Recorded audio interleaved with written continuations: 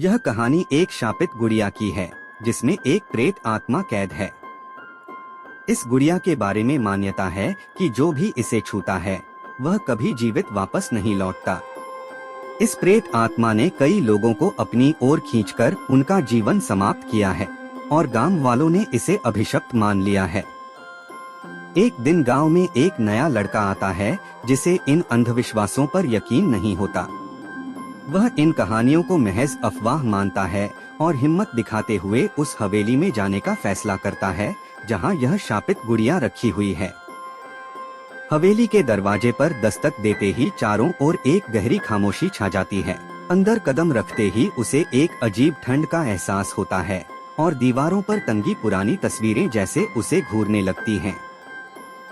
जैसे जैसे वह आगे बढ़ता है उसे लगता है कि कोई उसकी परछाई में उसके साथ चल रहा है। अचानक उसे सामने वह गुड़िया दिखती है। उसकी आंखों में एक अजीब सी चमक होती है और चारों ओर से अजीब आवाजें आने लगती हैं। लड़का घबराकर बाहर भागने की कोशिश करता है लेकिन दरवाजे अपने आप बंद हो जाते हैं।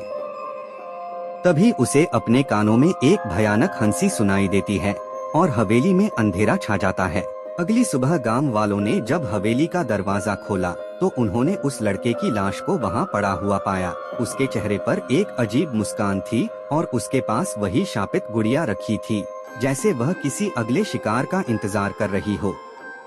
यह कहानी हमें इस बात का एहसास कराती है कि कुछ रहस्य अनसुलझे ही रहना बेहतर है।